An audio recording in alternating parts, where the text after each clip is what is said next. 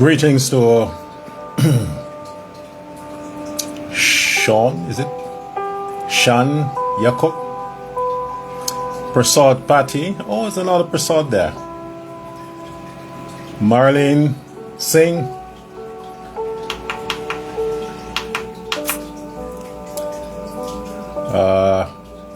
Dato Thompson.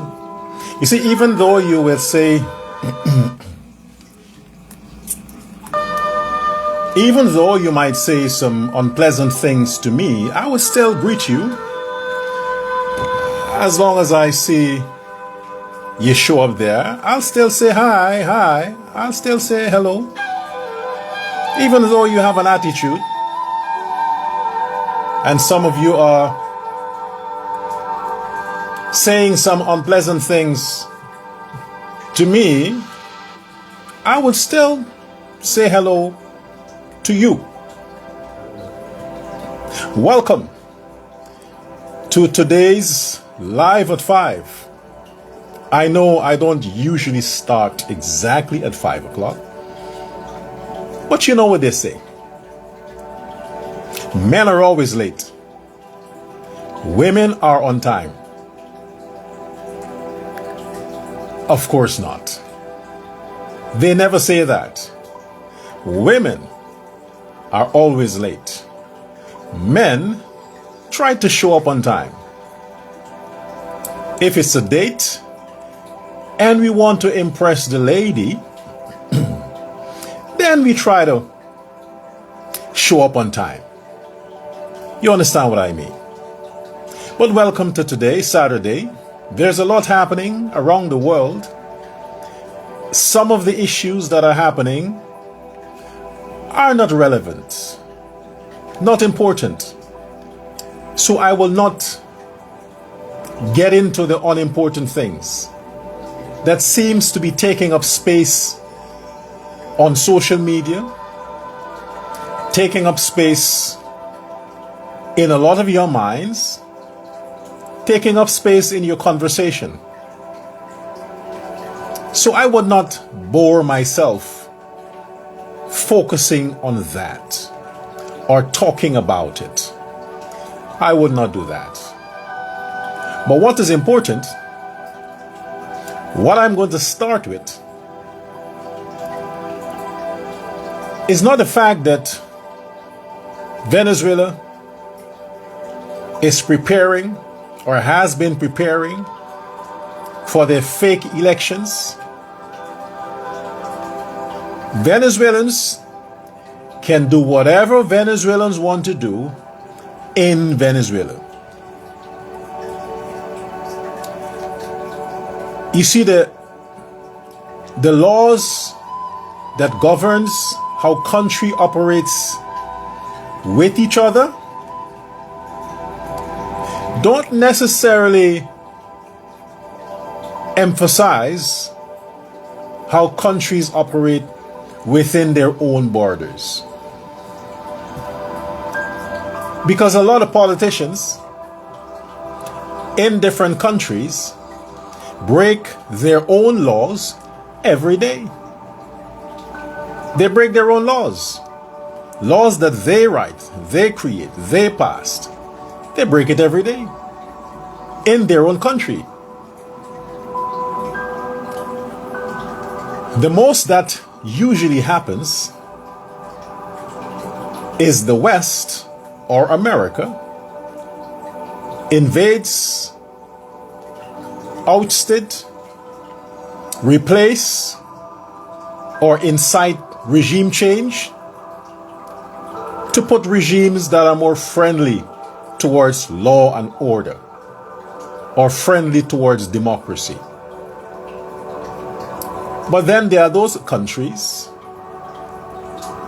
where there is a risk to interfere in their internal issues.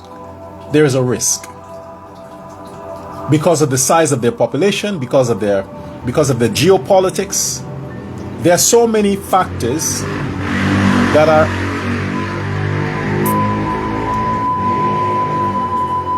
excuse that noise there. We have a lot of assholes in this so-called residential area that I am, a lot of assholes. And they have these bikes that makes a lot of noise. It's annoying. Anyway, so there are countries where the politicians break their own rules. They treat their citizens like slaves. There is no freedom. There is no democracy. And those countries, the most you can do, the most the international community can do, is sanction them. Cut them off from the rest of the world. Put their governments under pressure so that they can, start treating their citizens better. One such country is Venezuela. But despite the sanctions that has been continually bestowed upon Venezuela, from the days of Chavez, then now to this lunatic Maduro, the sanctions, it's not hurting Maduro personally. The sanctions is not hurting his family personally, or the people in his cabinet. It's not hurting them. They're a handful. Maybe 100 people around Maduro in his political arena. The sanctions don't affect them. Sanctions or not, they have the way of how they earn their money. The sanctions are affecting 99% of Venezuelans. And they have no choice. They have no choice. They support, 40% or 30% or maybe less, support Maduro out of fear. That's what dictators do. They hold a weapon over the heads of their citizens and they rule with fear, with the threat of loss of life, loss of livelihood, loss of freedom. They rule with the threat of that hanging over any citizen that might oppose their method of governance. And it has happened. Hence, you have mass migration of Venezuelans to different parts of the world, including Guyana. This is the reason why a lot of them left, because Maduro is a demon. Maduro is no different than those thugs, those cockroaches in Guyana that also terrorize the people in Guyana. He's not different. He's just doing it under politics. The others are doing it in the ghetto. There isn't such a vast difference with Maduro and those cockroaches in Guyana. It's not such a vast difference. So what he has planned, what Maduro has planned, it's just scare tactics. Just scare tactics. He realized, based on whoever is advising him, and these are not his ideas. He's not that smart. Maduro is stupid. He's really, really stupid. The guy is like one of the politicians we have here in Suriname. Really stupid. So whatever idea that comes to him, with the promise that he can make a profit or a quick buck from that, he puts his signature and takes it over as if it's his idea.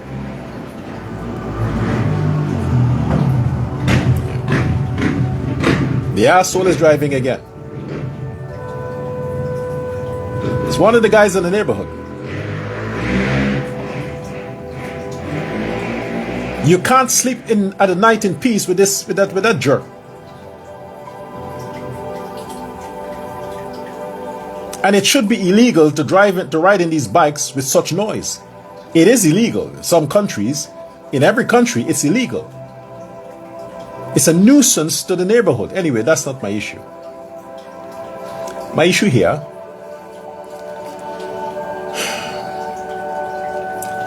I don't see the reason for all of the fear mongering that's happening within Guyana. I don't see the reason for that. And I'll tell you why.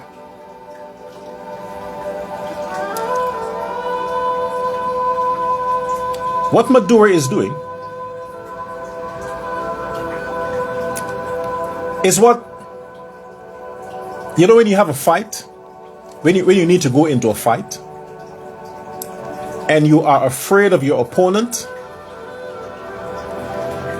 When Muhammad Ali and these other people, when they're going to fight, you know, they have the pre-match confrontation. And they start chanting each other. They start taunting each other.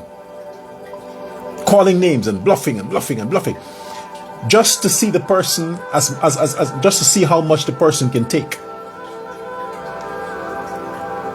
And then when the person pelts the blow, they can tell, they can measure from that the capacity of the person's hit. They got the information they need. Oh, he doesn't hit so hard. They are assured, okay, this is the weapon he has. He fell for my bluff. The case with Maduro.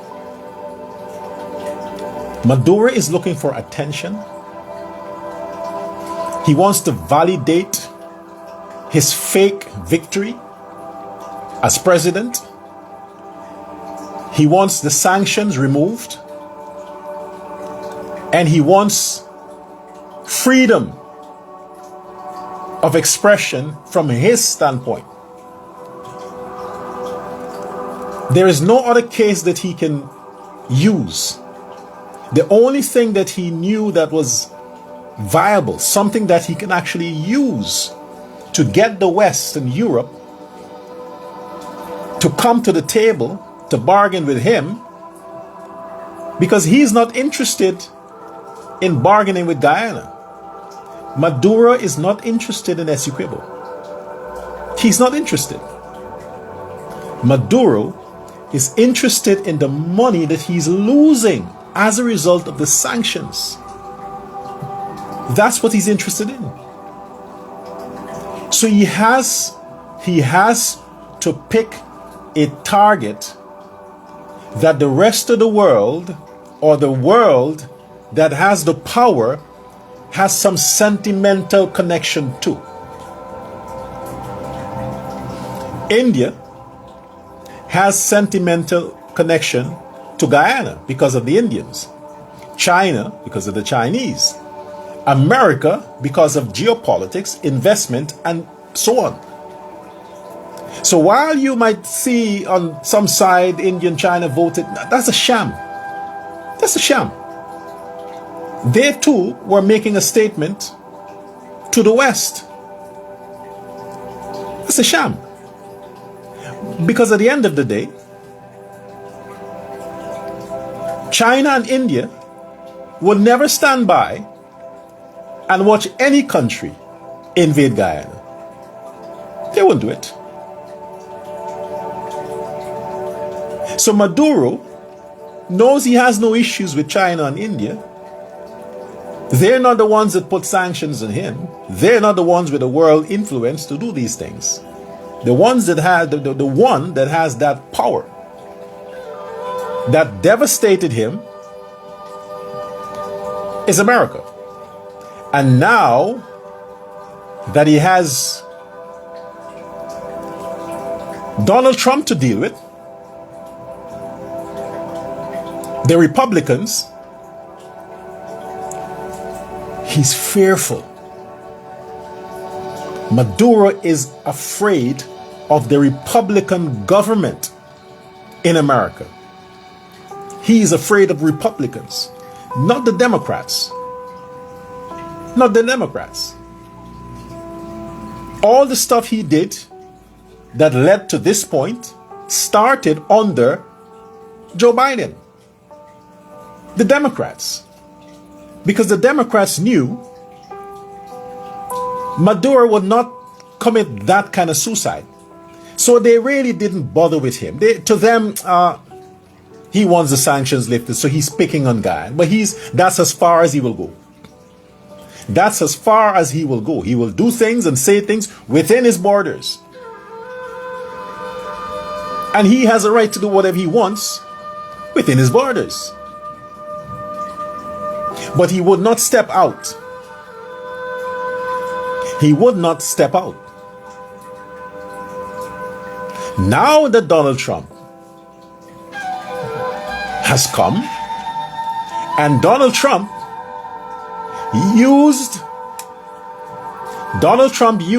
the big stick on Venezuela during his term 2016-2020.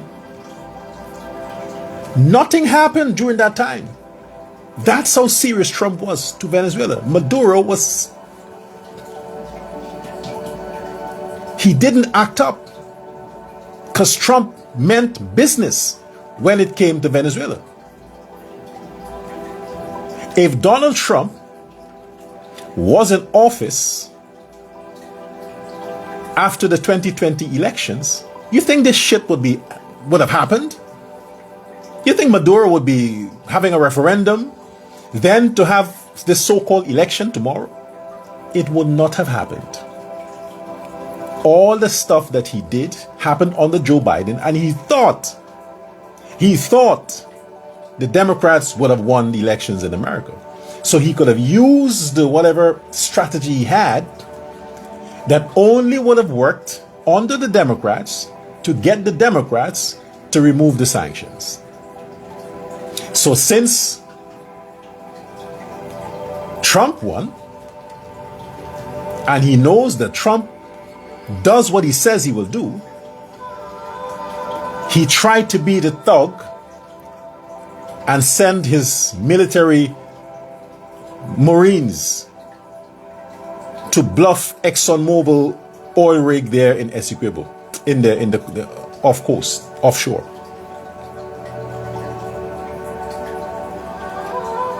To get Donald Trump's attention. Did it work? Yeah, it did. But it just further affected Maduro's regime. It didn't achieve what he wanted. Come to the table, let's talk. That didn't happen. ExxonMobil is American. Hex Corporation, all those other corporations that are operating within Guyana, not just the oil and gas, but other sectors, they come from powerful countries. Powerful countries. And those countries will protect their citizens' investments anywhere. Do you see what happens when an American is held at some country, even if that person may have committed a crime? Do you see how the American government pressures that country, puts sanctions on that country for one citizen? You think they're going to sit back and allow Maduro to invade Guyana and destroy billions and billions and billions of dollars of their money? This is the common sense that sometimes I invite people to entertain, so it eases your level of stress. It eases your level of stress. If Maduro had the balls, because he doesn't have any balls, if Maduro had the balls, and all those yappy, talk, chit chatter that he's been talking for almost 2 years, if you have a plan, if this is how this thing works. If I want to do you something, if I build myself up to the point where I can't take your bullshit anymore, and I want to harm you, I'm going to plan it in my head. I'm going to get all the areas sorted out. You would never know. I'll smile with you. I'll even send you a birthday card. I'll send you a cake. I'll go with you to your church. I'll do all of that because you must never see it coming. I am not going to prepare you to defend yourself during my attack to you. I wouldn't do that. I would not do that. How long after 9/11 did America devastate the Middle East? How long after?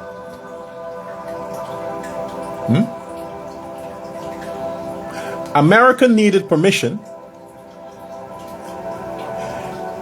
because of the global politics and the laws that governs how country operates with each other. While the United Nations Security Council did not vote giving America permission to invade those countries, America says, fuck it. I don't need your permission. They attacked us. We are going to destroy them. I don't need your permission. And what did America do? They didn't give the Middle East, Saddam Hussein or Gaddafi or these people time to prepare. They had their media doing what they need to do, but they had their soldiers on the way. And in no time, this was not talking, planning, negotiating. No. America wants to get you. America goes and gets you. So if I have a plan to get at someone, why would I tell them? Why would I give them a chance to put security, to hire a bodyguard, to get a gun, to pay somebody to... Why would I do that? I am preparing them to have a defense against my attack. That is not a good strategist, not a good soldier. You can't win a war like that. Russia and Ukraine, you think Russia gave Ukraine time to prepare? Look around the world how invasion happened. They don't give you time. They don't have time to sit down and talk like a woman and nag and discuss and meet. And no, they just get it done. So since in the 1800s, we come fast forward to today. Maduro has been busy with this bullshit he's doing or plan to do tomorrow for a while. He's been talking out his plans, discussing it, further isolating himself, further preparing the rest of the world to invade him. The amount of time he gave Guyana to prepare for a possible invasion. If Guyana was a crazy woman, because you know women, you can't threaten them. You can't threaten the woman. You can't say, hey, shut up, I'll hit you, I'll beat you, I'll this. No, she would say, really? She's going to pelt the first blow. Okay, hit me. You tell a woman to shut up or you're going to hit her. She wants to give you a reason to hit her. So she's going to come to you, push her finger in your face, touch you and push you and slap you and say, hit me. You want to hit me, right? Hit me.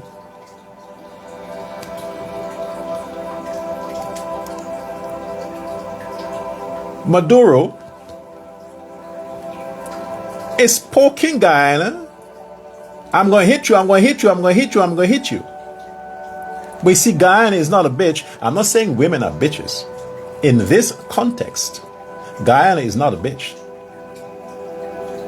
But what Guyana has done under the great president and government is say, oh, you want to hit me? Okay. And has secured global support. Not support legally by the ICJ, support militarily, positioned, waiting for that lunatic Maduro, that little bitch in Venezuela, that homosexual little bitch in Venezuela, to hit.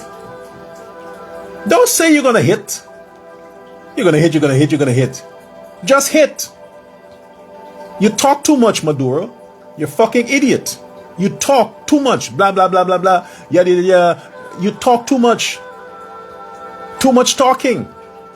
A man like you could never get pussy. Nicolas Maduro, a man like you could never get pussy. The only reason you got some pussy is because you have a position in Venezuela and these bitches like powerful men. That's why you get pussy. But with that attitude, with that gayish attitude that you have, you can't get pussy like that because you talk too much. You babble too much. Women will tell you.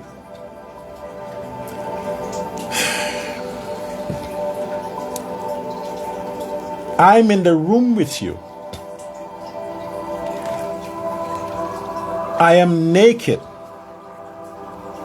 I'm on the bed. Look, my legs are spread. Take a closer look. My pussy is wet. My tits are hard. Don't you see my lips are red? I am blushing. And you're still talking? You're still talking? Just shut the hell up and let's fuck. Women will tell you that. They tell some men that.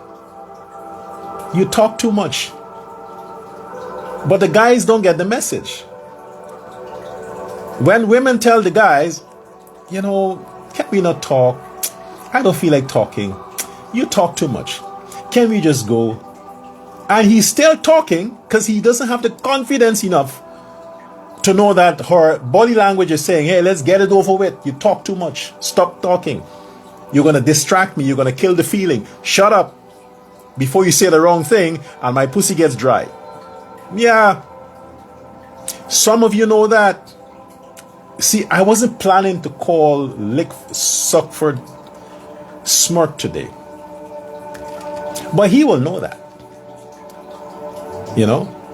Lynchcop and Suckford Smirk will know that because they don't get pussy. They don't get laid. They don't get laid because they talk too much. They bore the hell out of the woman.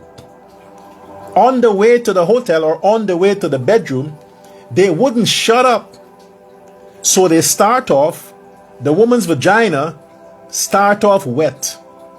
And because they would not shut up, before she gets to the bedroom, it's dry. She's like, case closed. I'm done. I have to go. Time's up. What happened, baby? Exactly. That's what happened. You keep saying what happened. You're talking too much. So Maduro, you're talking too much. If you really wanted war, if you really wanted to invade Guyana, if you really wanted destruction, if you really believed that you owns Essequibo, you spend how many years talking? You bored the hell out of Ali. President Ali had to find something to distract him from your chatting. Your voice is annoying. And if a man can't tolerate your voice, imagine the bitches around you. You only get pussy because you're Maduro. And them sluts there give you some because you're paying a lot. Otherwise to that, you chat. It's too much talking, man. Invade. You want to invade? Go invade. Look at what you did. You used money you don't have and you held a referendum leading up to your general election because you can steal the votes. You can use the outcome of the referendum and add that to the little votes that you got and say this is the collective votes for the elections. You stole to get reelected. That was your plan. Second thing, that wasn't all.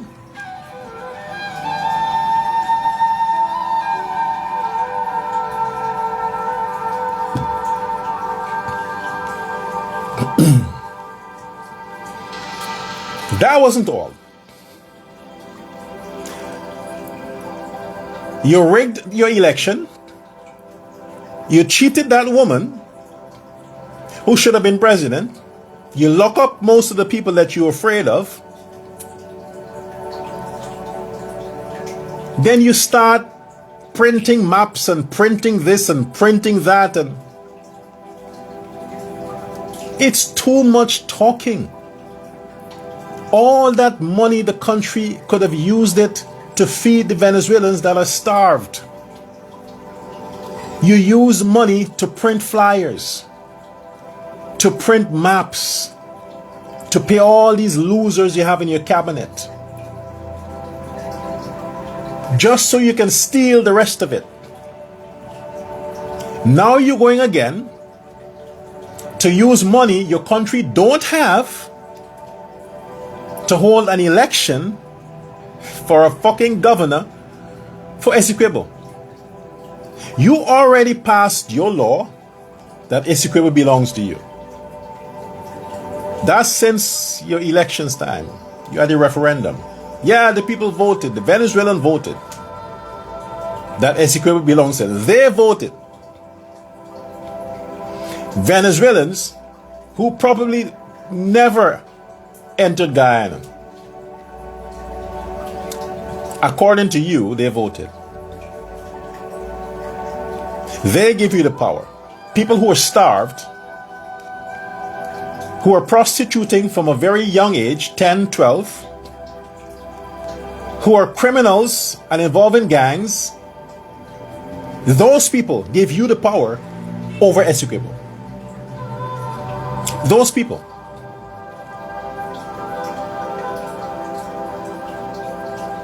And that power gave you the right to plan an election for a governor. And I wonder where the list of candidates came from. Because you have to have people there on the list to get votes. So those people on your list will have to be Venezuelans, right? They can't be Guyanese. They have to be Venezuelan nationals. So from these Venezuelan nationals that you select to put on a fake list or the ballot, one of them would become governor when? Monday, when the votes are tallied? Monday? Okay. Then you have your governor on Monday. Then what? Maduro, Mad Oro, not Zorro. Zorro is a good guy. Mad Oro. You get your governor, then what? What's the next move? He's going to run Essequibo from Venezuela. He's going to appoint his cabinet. Because you can't get any location here in Guyana, Essequibo. You can't build a governor's mansion in Essequibo. You can't set foot on the territory. You can't do any of that. You can't send flyers there. None of that. So what will your governor do? Govern what? Essequibo via the internet? Download YouTube videos? Maybe copy this video I'm talking now and report based on what is coming out of Guyana? That's what he's governing? That's the job of your governor? You fucking idiot. That's the job of your governor. Mad Oro. That's what your governor will be doing. govern Essequibo from Venezuela. Because I'm telling you, Mad Oro, I'm telling you, the president of Guyana has to do what he has to do to assure the Guyanese, the ones who are troubled and nervous, they have this huge guy is threatening to beat up this little guy and say, hey, don't worry, he's just bluffing, don't worry. So the president has to do what he has to do to calm the guy and he say, hey, don't worry, we got this. I don't want to ignore it for people to saying that it's not important. Because the president of Guyana, President Ali, knows Maduro is an asshole. He knows Maduro can't do shit. He knows that. But most of the people don't know that because you have these fucking assholes like Robbery Norton,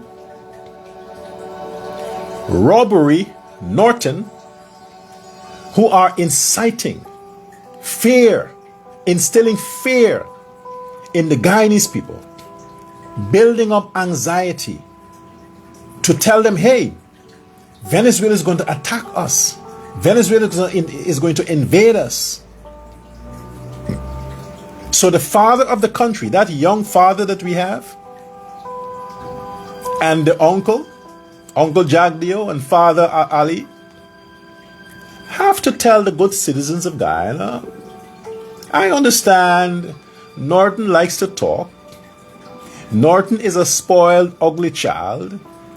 But don't worry with him. I'll talk, don't worry with him. This is what he does best. You can be calm and enjoy your country. Don't bother with him.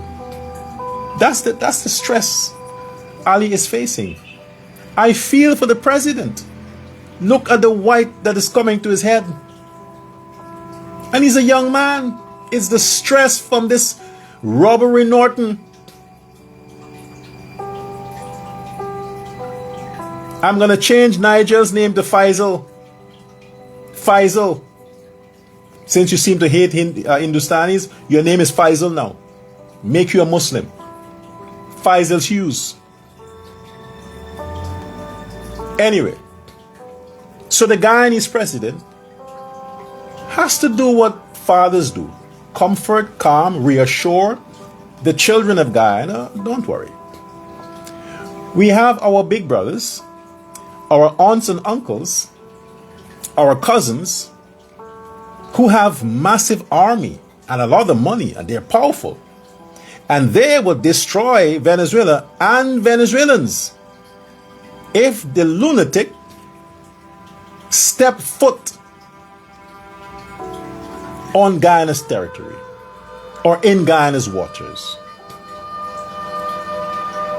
When they send that ship around that area where the oil rig was, ExxonMobil rig, they know there were no warships in that area.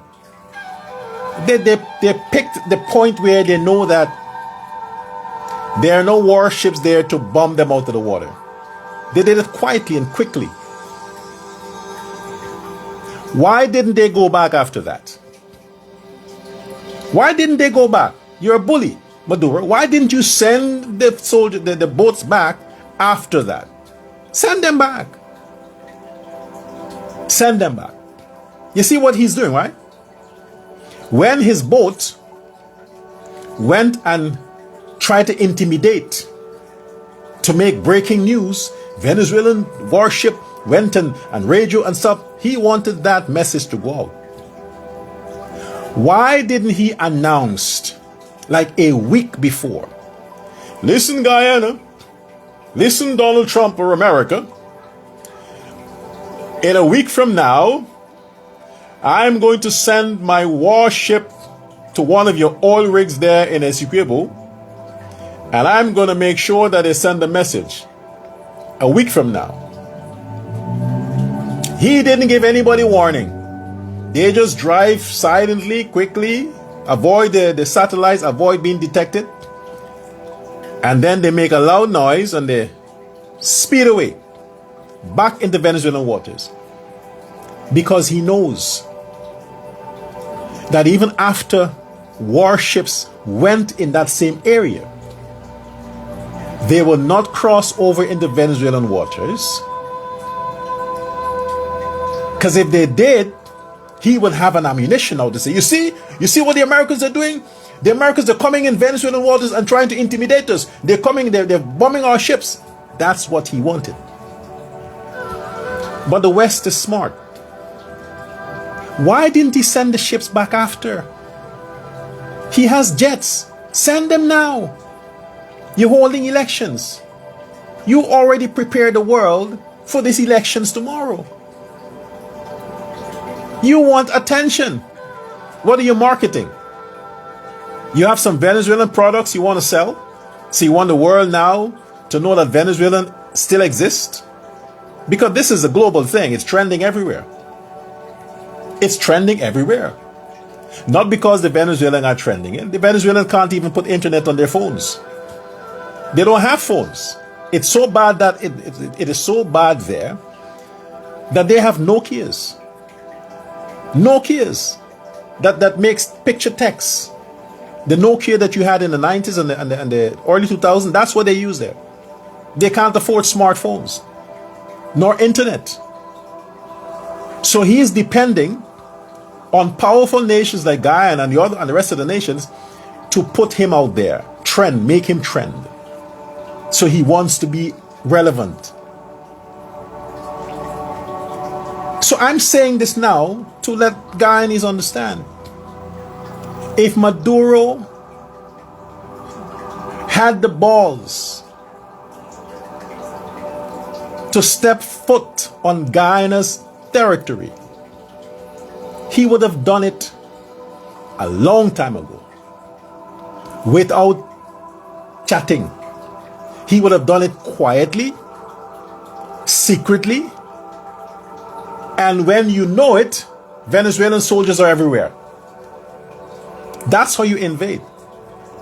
All the coups that keeps happening in Africa. You think this lunatic Traore from Burkina Faso, that's a lunatic. You think he told his friend who he helped with a coup to take the one before that? You think he told his friend, hey, I'm coming tomorrow to take over the country? He didn't do that. He showed up quietly, secretly, when everybody's sleeping. When you least expect it. That's how coup happens. They don't announce it days before. That's how it happens.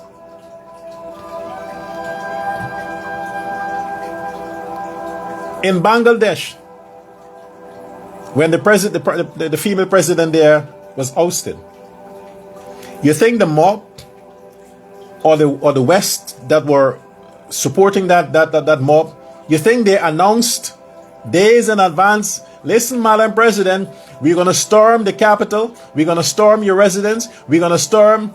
You think that's what they did? No. When she least expected, they were already there. Too late for her to mobilize her team. So when you're going to invade a country, Maduro, you don't talk so much. You don't talk so much. If you want to invade a woman's pussy, she shows up as a date, you start kissing. You start fondling. And if she says stop, you go on. She don't show up at the fact that she came at your house, knowing that you are alone at home, and you've been texting all day about sex and you want to do this, you want to do that. She showed up, stupid, to your house. Don't you think before she left her house, she thought, I'm going to his house. I know he wants to fuck me, but I hope he don't. No. When she decides to go to his house, She is going through her underwears and pick the most sexy one in case she has to take off the pants. She's going to shave the pussy area, pluck whatever she needs to pluck, do some push-ups that morning, because she's anticipating shit might happen because she wanted it and he made it clear he wants some pussy. But when she does all of that and she shows up to the man's house, her pussy is already wet, because on the way she's anxious, she's excited, she's thinking, she's nervous, pussy wet.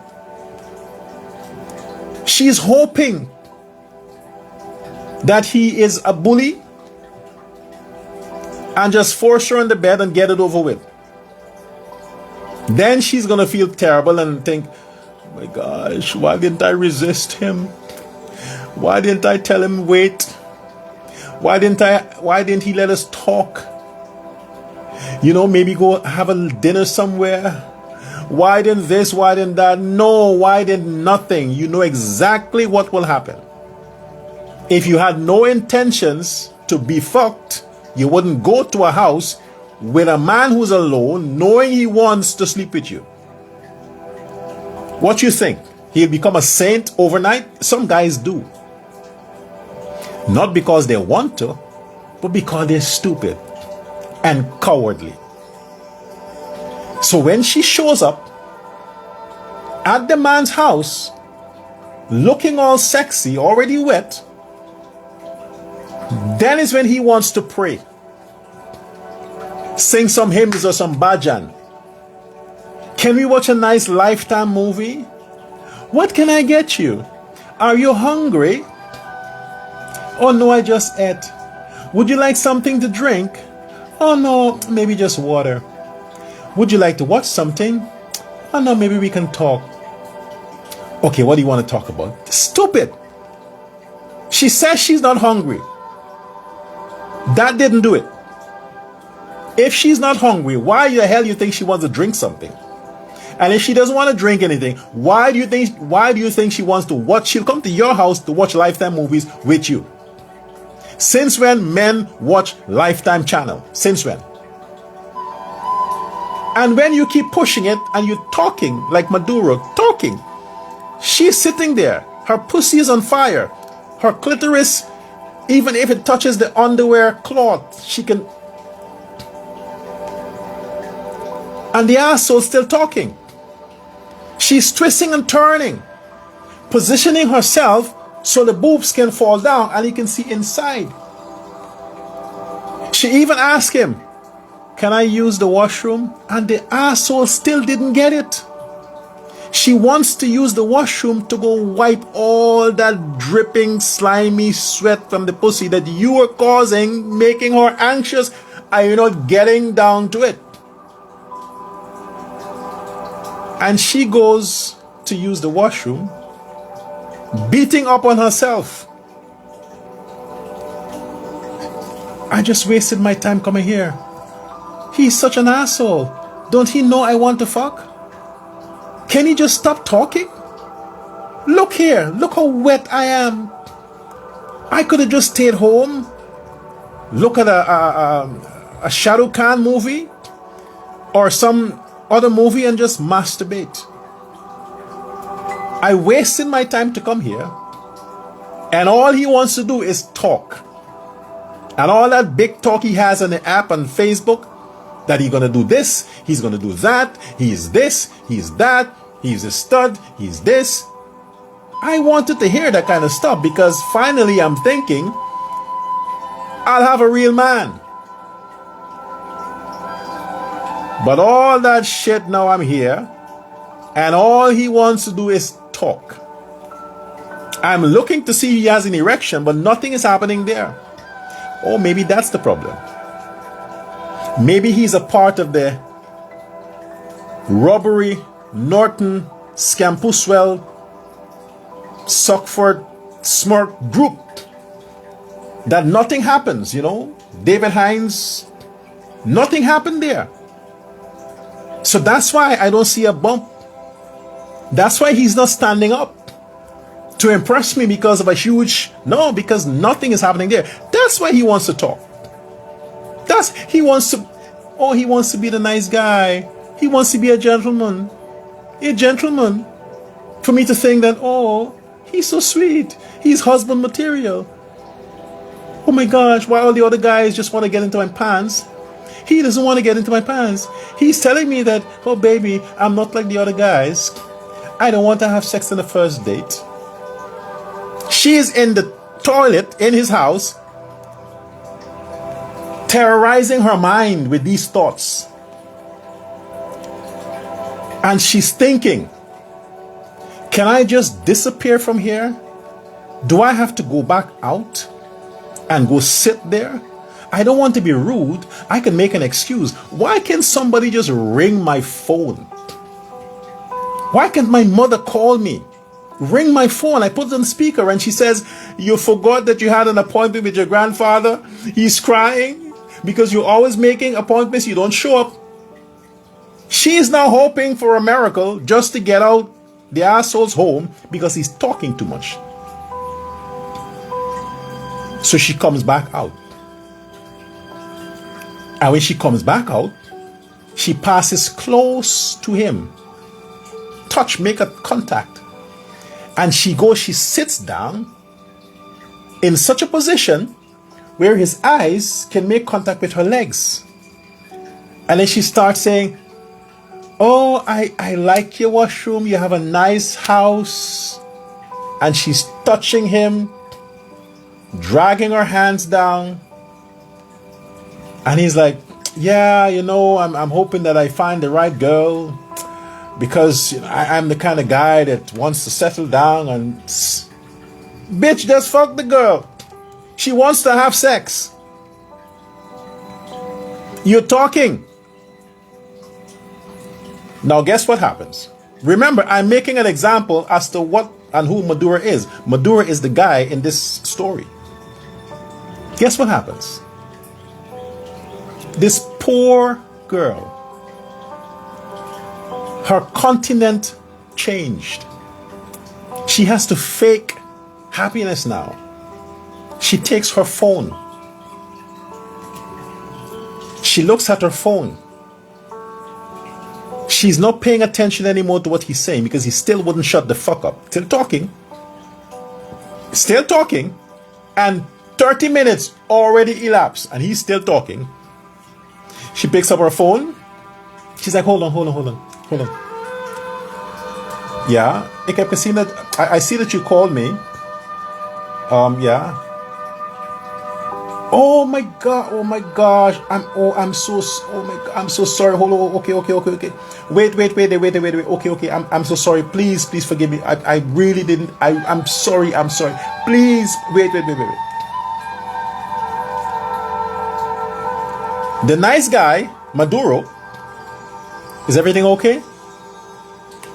Oh no, I'm sorry, but we have to cut this short because I make a double appointment because I had something important to do and I saw a missed call here, so I had to. I'm so sorry. Can we reschedule this? Can we do this another time?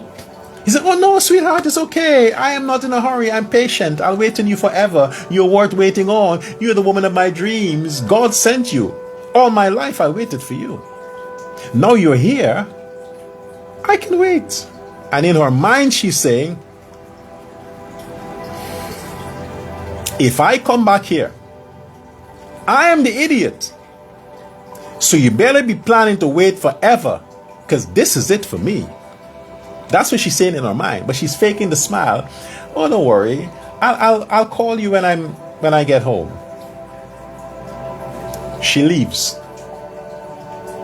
After she leaves, what do you think he does? Beat up on himself. Oh shit! Oh my gosh! I'm so stupid. I had her here. She was right here. She was right here. She was giving me all the signs. She showed me her legs. I see her tits got hard. She got up. She went to the washroom. Oh, what did I do? Oh my gosh. Oh, I lost it. I fucked up. I lost it. Oh my, why am I so nervous? Why am I so nervous? I haven't gotten laid in a long time and the woman was in my house. In my house. And I fucked it up. I screwed. It didn't happen. He's going to send a text. I'm so glad you came. I'm looking forward to seeing you again. She doesn't read it. She doesn't respond. He calls. She doesn't pick up. After a few years, he run into her. Hey, what happened? Hey, oh, you are Tom. Yeah, we were like, she knows exactly who he is. And she's like, oh my God, here, look at this asshole again. Look at this loser again. But she pretends like she forgot him. Because those situations, women don't forget how men humiliate them when they throw themselves at the man. Women don't forget that. If she comes and she presents to you on a platter, you didn't have to fight for it. She presented to you. And you want to have discussions, you want to plan, you want to talk about the future. The future she wants is your dick in the pussy. That's the future that could happen like 2 minutes. So is Maduro. Guyana is this beautiful woman that he's lusting. He's lusting. He's trying to bully her to get her attention. He's trying all kinds of means to get her attention. And she's saying, I'm not interested in you. You're broke. You might be better looking than Rob Norton, but you're still ugly. So I'm not interested in you. That's what Guyana is telling this Maduro. But he's still talking and he's poking and he's talking and he's poking and he's talking and he's poking until what will happen? What will happen is that the West would become tired of him. They will become tired of Maduro. This is why I say this year, 2025, would be his last year as president. I mean, he's an illegal president right now. They're going to take him out before the end of this year because they're tired. Everybody is tired of him. He talks too much. Now he wants to go and rob his country again to budget money for a fake elections. So my thing to the Guyanese public now, Maduro can't do shit. He cannot do shit. All he can do is talk, plan, hold elections, make a movie in Venezuela. That's his territory. Venezuela. But to step out of Venezuela and put anything on Guyana's ground, on the land of Guyana, anywhere, it's suicide. And he would not do that. Because if he had wanted to do that, he would have done it since he became president. The first time. He would have done it since before the ICJ case, before the CARICOM summit. He would have done it before that. He cannot invade Guyana. He cannot have any piece of anywhere in Guyana. You don't have to sing the song Not One Blue Saki. That's Bornum thing. Speaking of which, it's a beautiful song. And the legend Dave Martin that made that song, the white guy that made that song, To this day, that song was made how many years ago? In the time of the tyrant, the dictator Burnham, that song was made. But today, it still has relevance. It's played, it still has relevance. It's like a national anthem. My thing has always been, what has Guyana done for Dave Martin? That's his song. He wrote it. It's beautiful. It's played all over the world. You hear that song, you know who he is, you know what the song is for. Now again it's being played. How did Guyana show Dave Martin appreciation for that anthem? How? What in the country is named after that man? Is there a Dave Martin Street? Is there a Dave Martin Highway? Is there something that is named after Dave Martin in honor for that anthem that will remain there for years to come? What did Guyana do for that man? He died recently. Is it last year? Did he get a state funeral? Is there something that is named after him? What is there? Show him. President Ali, show Dave Martin now. He's gone, but his legacy lives on. Show him that Guyana is grateful and appreciative of the effort, of the anthem, of how he has contributed to the Guyanese growth, security, and pride. Because everybody, every child, small child, knows that song. They don't even know their history as much as they know that song. Not one blue sake, not one rice grain, not one karas, not a blade of grass. We ain't giving up no mountain, we ain't giving up no sea, we ain't giving up no river that belongs to we. Everybody knows that song. Let the man who created it, sang it, let him gain some kind of recognition. Name something after him, something of prominence after him.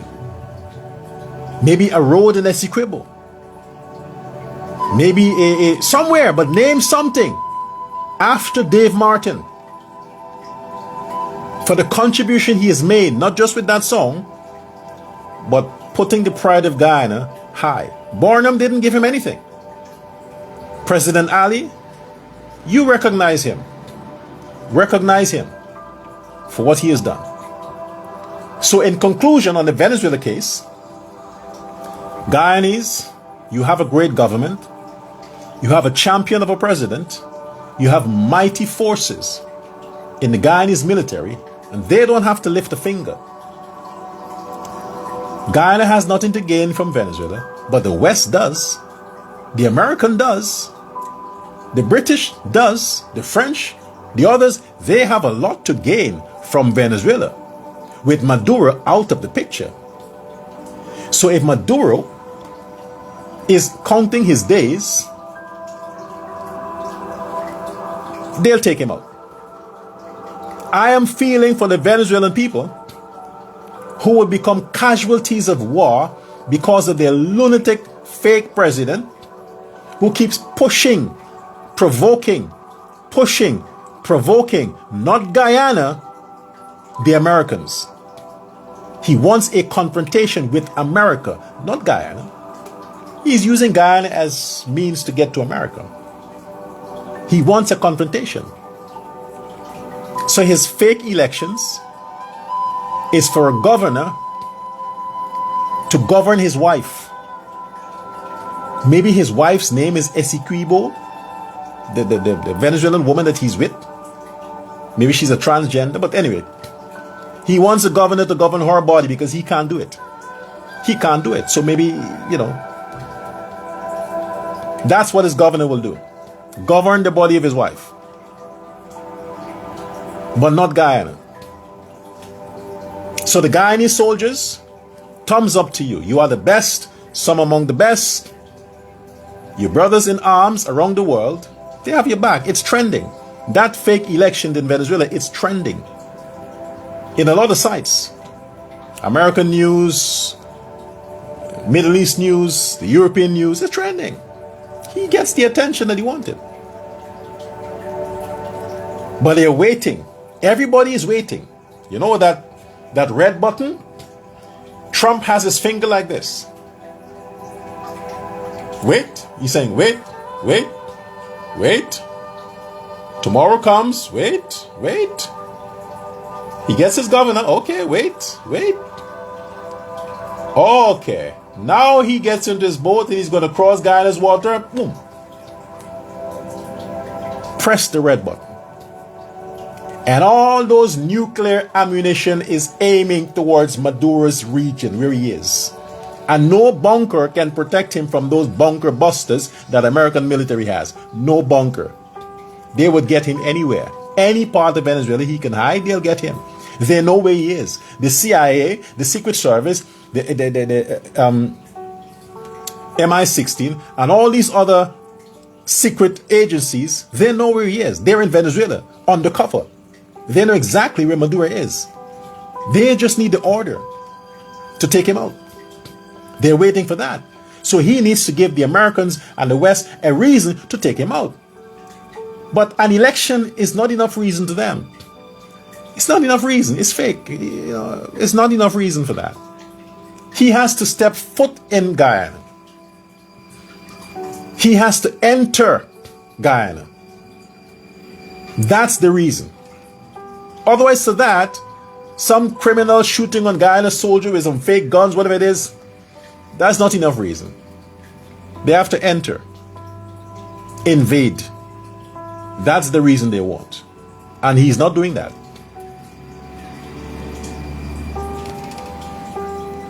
So, sleep well, Guyanese. You are in good hands with your great president, Ali, the government, the military, the West, and your God. Just stand behind your government. Stand behind your government. Robbery Norton, the opposition, the things that they're inciting on social media, they should be charged with treason. Aubrey Norton should be charged with treason for the comments that he's making, the plans that they're pursuing and executing against the Guyanese people and the Guyanese government. They should be pursued and held accountable. They're traitors to their country. Traitors. And every godly Guyanese, every decent-minded Guyanese who has since supported the PNC should withhold their support and support the government that has the best interest of Guyana at hand. Stand behind your president, Guyanese. Stand behind your president, the government, and the PPP. Stand behind the president. That's your responsibility as a citizen. That is the mandate you have from your God. Stand behind your leader. This is not about siding with what political party is there. Stand with your president. I know Venezuela is bluffing. I know that, but this is not about that. This is about stop the fear mongering. Stop inciting fear in your fellow citizens. Stop sharing these fake Venezuela videos and these fake propaganda from Venezuela that is coming via the opposition. Stop doing it. Stop doing it. You all should be pursued who are doing this thing and are trying to undermine your government. The legal department should pursue these people. Charge them with treason. And all this bail stuff with 350 bail for this guy this Lacdio guy that commit that treasonous act saying Essequibo belongs to Venezuela, he should be in jail. So I'll pause on that point there. I want to appeal in this time to the Indo-Guyanese. I want to talk directly to you. Tomorrow, Guyana celebrates 55 years of independence. Just shortly after the independence, shortly after Guyana gained independence from the British, which was largely made possible due to the efforts by Cheddi Jagan, who brought Burnham because of the trust he thought he could have in that man, and then he was betrayed by Burnham. I want you to remember, there are a lot of you who are still alive, who lived in that time. Some of you may have been young, but your parents would have told you the massacre that Indians suffered, endured, raped, murdered, scattered, had their houses destroyed, burnt down, land confiscated in Mackenzie. 18,000 blacks against 2,000 Indians. We call it Linden, right? Linden Mackenzie or Mackenzie Linden.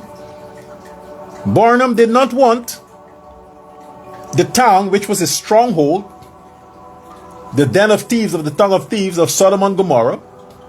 He didn't want that town to be named after the masters, colonial masters. He named it after himself, Linden, because his name is Linden Forbes Sampson Burnham. So he named the town Linden after his first name, Linden. And now you're defending that man? Blacks? He's a hero? He named the town after himself? After betraying the man that trusted him and inciting those horrendous crimes against the Indians who did nothing wrong to him just because he wanted to drive fear in Cheddi and the PPP to keep them in check. He used his thugs in those times and his criminals to rape, mutilate, murder, destabilize, because he wanted to drive fear and to run the country using a weapon of fear and murder and these things. Independence is tomorrow. So while we are celebrating the independence from the British did not mete out to your ancestors, and not ancestors as in, yeah, I'm having some internet issue there, so I hope that we don't get cut off. What the British did not execute that level of criminality against your grandfather and grandmother and great uncles the way Burnham regime did just after independence in the 60s, few years, because of his fear of Cheddi. He hurt the Indians to keep them in check. And as a result of that, thousands of Indo-Guyanese had to flee their beloved country because of that tyrant, Burnham. That evil tyrant. You talk about sacrifices, he was the king of that. This is why Linden, to this day, you should change the name. Lindeners, mayor of Linden, you should change the name from Linden back to its original name. Maybe then you would have some blessing. And then you should try to ask for forgiveness. Forgiveness for that tongue. Because the children of those blacks who participated in that massacre against the Indians who were in Linden at the time, Mackenzie, their children are here today. And the sins of the fathers and mothers of the children of Linden now, their children are feeling the effect of the sins of their fathers and grandfathers against the Indians. This is why Linden is so cursed, damned, because of what Burnham did. And he used those ignorant blacks at the time to execute those horrendous acts of crime against the Indians in Linden. Over 18,000 blacks against 2,000 law-abiding Indians who were just in their neighborhood, not bothering anybody. And the jealousy, the wrath, the evil that the blacks had for those people took advantage of them with their cutlasses and their guns and their machetes and their pitchforks and destroyed. So it's not just independence from the British. Don't forget post-independence. What happened to your relatives, Indo-Guyanese? How many of you heard stories that your grandfather had to flee from Linden to neighborhoods where there are predominant Indians so they can band together and protect each other? Don't forget what happened. This is why I keep reminding you. And I've said on many occasions, black people forget. This is why they keep making mistakes over and over and over, because they forget. It's a part of Indian culture not to forget. They teach their children their history and they repeat it to them so they know the consequences of going down a certain path. So I'm telling you, now, Indo-Guyanese, every independence or every day of your life, understand the blacks you have to deal with. They are from the Burnham regime. They're capable of anything. You have to always be suspicious of them. They're capable of anything. Because the fathers who commit those heinous crimes back in the 60s on the order of their demon king, Burnham, their children are here today. So the ones you find around the place that are committing these crimes and murders and these kind of stuff, don't forget the homes they came out of. They were raised by fathers and mothers who came from fathers and mothers who murdered Indians, who committed heinous crimes. So the curse keeps. Don't forget. So while you celebrate independence, mourn the loss of your grandfathers, grandmothers, aunts and uncles and all those thousands of Indians who suffered in that massacre in the 60s. Started by Forbes Burnham. It should be taught in schools. What Burnham did to the Indians should be taught in schools. Children should know the history of Guyana. Not slavery, the slavery of Burnham. The apartheid system that Burnham had. His racism should be taught in school. They should know. So when those children grew up and become adults, they will want nothing to do with the PNC. Nothing to do with the PNC. Because they understand and they have learnt the history of that party and its leader. They would not want any association with such a group. You have to teach the children. Let them know. Lest they commit the same atrocities of their forefathers against the Indians. And they are doing it. They are doing it today.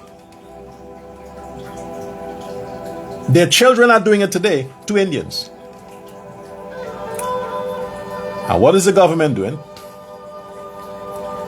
You protecting Guyanese? Good.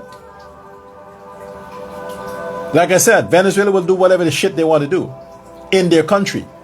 Let's focus on what's happening in Guyana. Was it yesterday? This man committed robbery under arms. Robbery under arms on a nurse.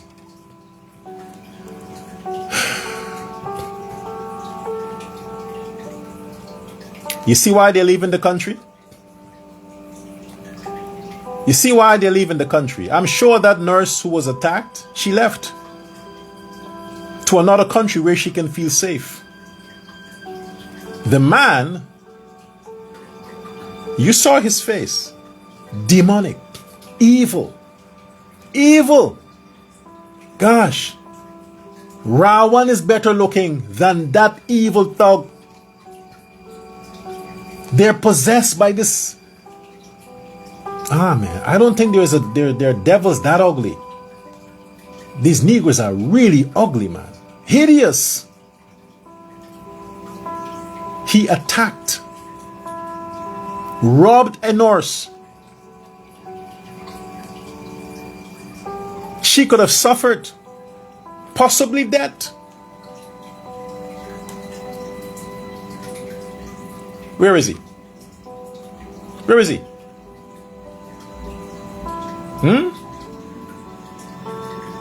Where is he?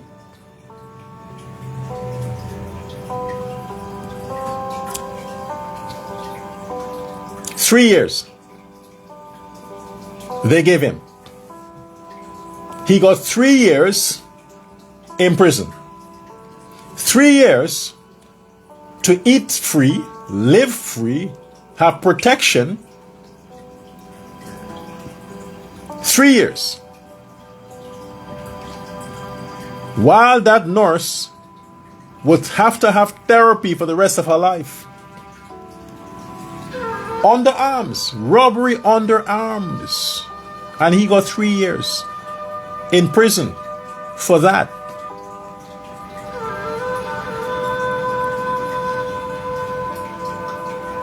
I have a fair idea as to how the law works in a few countries regarding certain levels of crime. I got a fair idea. Not even Venezuela. Not Venezuela. Not Barbados. Not Trinidad. Not China. Not India. Not the United States.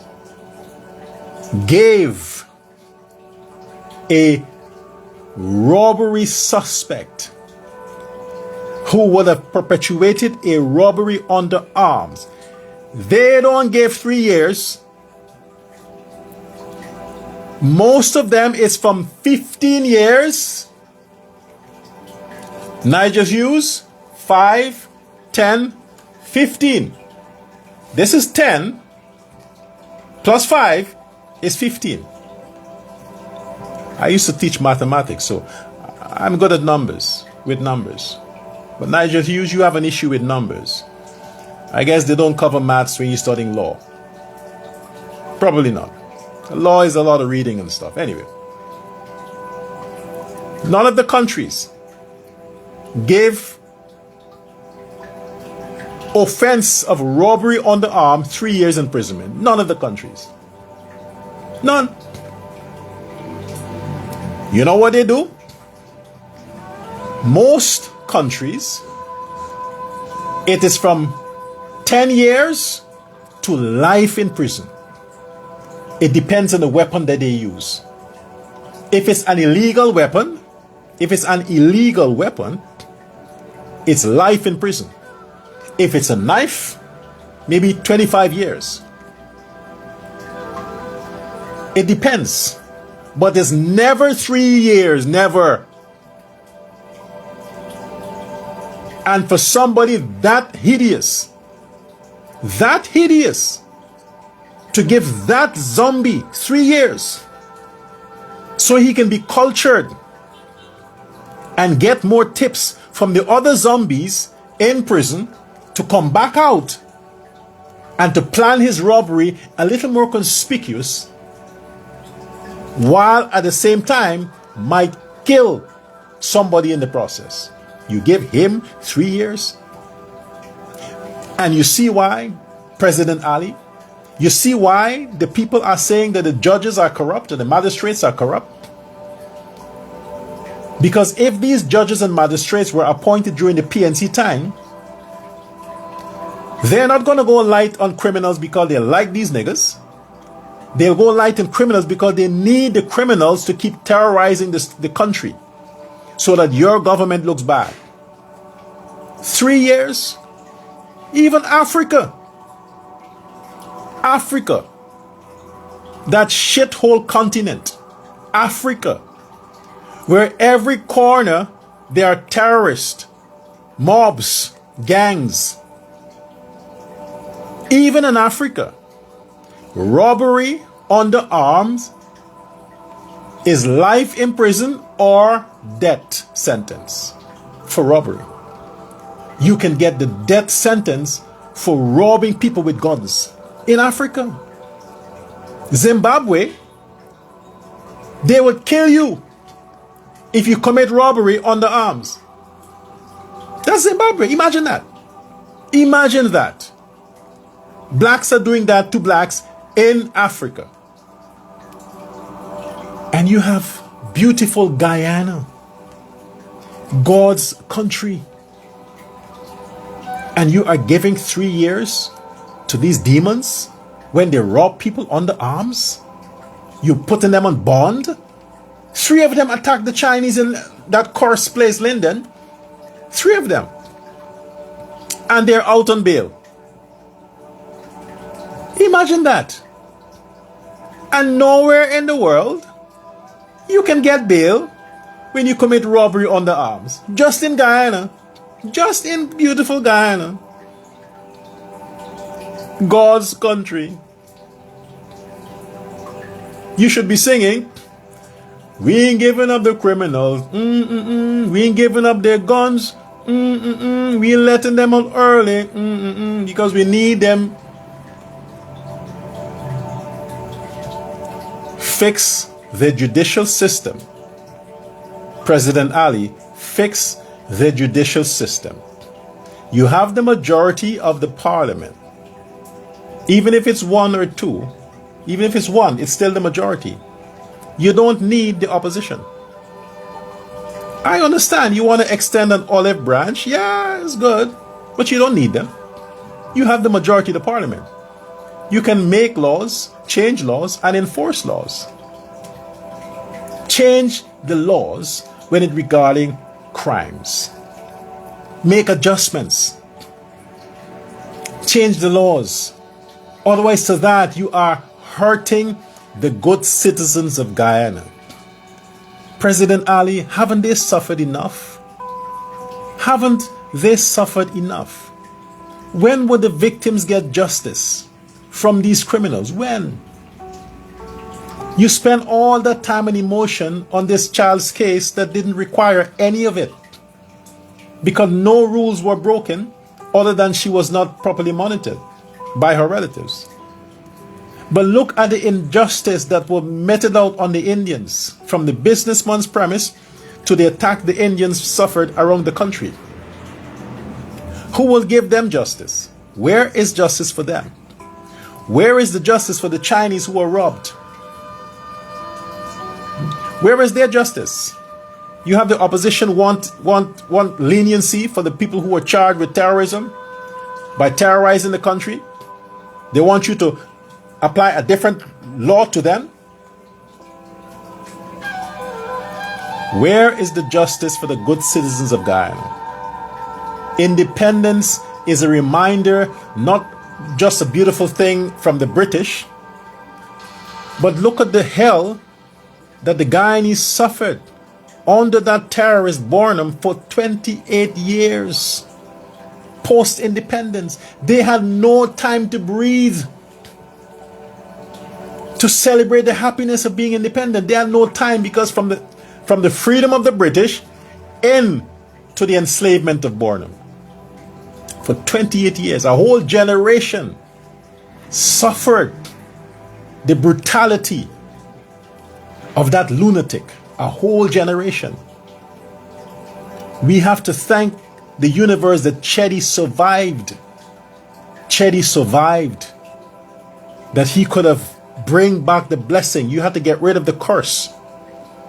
And when the curse was rid of, the universe opened the windows of heaven and poured the blessings upon Guyana from Chedi time through to Barrett. Then it stopped 2015 and it continued from 2020. Now the blessings keeps flowing. But let security follow the blessing, President Ali. Let security follow the blessings. Secure the nation's people from the threats within. If you enforce the death penalty, if you give these violent crimes life in prison, you think they'll want to commit any? But if you give a thug 3 years, and prison years is not the normal 12 months, within 1.5 years he's out to commit crime again. Or there is some conspiracy and they have a jailbreak and he get away, never to be found. If you enforce harsher punishment, they find them with illegal guns, you give them 10 years in prison. They commit robbery under arms, you give them 25 years in prison. If they kill people, you kill them. It's as simple as that. Why is it so difficult? You still afraid of Norton? Robbery Norton? You still afraid of him? You're the president. Maduro is afraid of you, and you're afraid of Norton. President, protect the citizens of that country from the threats within the country. From the threats within the country. Indo-Guyanese, don't forget, now more than ever, you need to stand behind the PPP and the government of Guyana and President Ali. Now more than ever.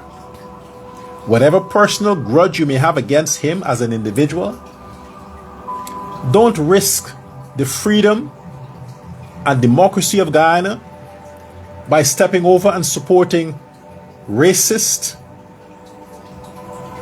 from the PNC. Don't forget who their leader was, who started all this. Don't forget.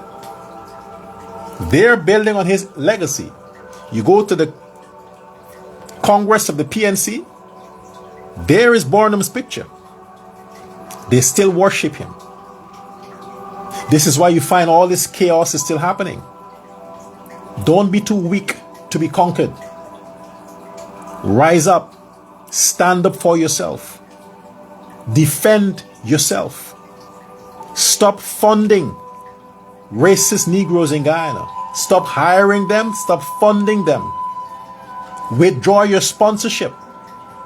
Let them pressure the others to respect the rights of the Indians.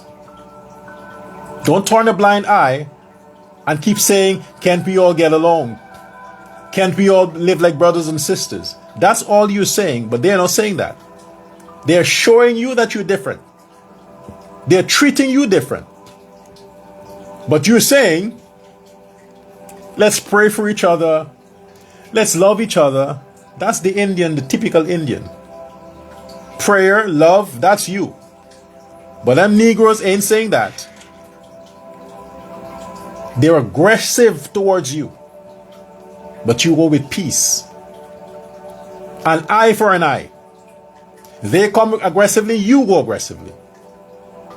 If they come to you with respect, then you show them respect.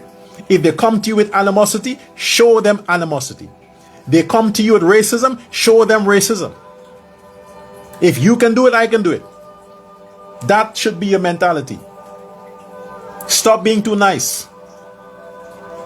And when they start to feel it, and they start to feel hunger with no way out, then they're going to turn on each other and say, you caused this. Then the good blacks are going to turn on the bad blacks and tell them they caused it. Then.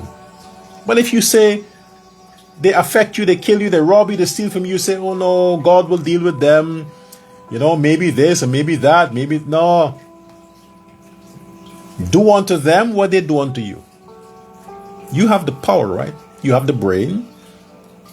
You have the apparatus. You have the mechanisms. You have the money. Use what you have at your disposal to gain, demand respect. So what I want to see, Minister of Legal Affairs, Anil Nandalal, I like your name, Anil, is for the laws to be adjusted when it comes to violent crimes, and no bail is offered to treasonous act. Any Guyanese that is caught participating in anything that comes from Venezuela, they should be sent to prison immediately. Immediately. That's it. Waiting trial, which could take years, but you send them there. Act on it. So while the army chief is saying that and whoever is saying that, and then you give this loser, this Lagdio guy, bail, what's up with the tough guy talk? The tough guy talk, but yet somebody actually did it, and you give him bail for $350,000, $1,500 American dollars, and you're talking big that anybody who participated is a treasonous act, but yet somebody actually did by way of posting, and you give them bail? You're not serious. You're not serious. That man should not have been out. He should be in jail. So let the others know, whoever they might be, if they post something in support of Venezuela's claim, if they share it, if they comment on it, arrest them, jail them. Then you mean business. Then you're serious.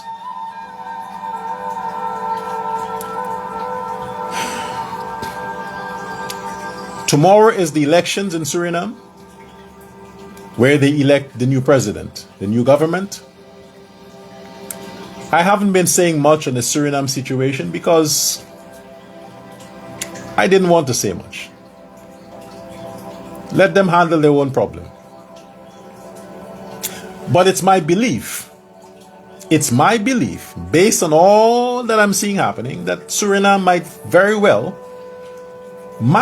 well see its first female president. Might see the first female president. That's my projection.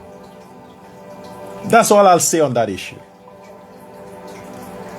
But for now, Guyanese, you lovely, beautiful people, you have a great country, a great government, a great president. Don't allow the negativities to distract you from that. Embrace what you have. Be proud of it. And at the end of the day, the Americans have your back. They want Maduro, not you. They want him. I'll see you again. Have a good weekend. That means I'm not on the air tomorrow. Bye-bye.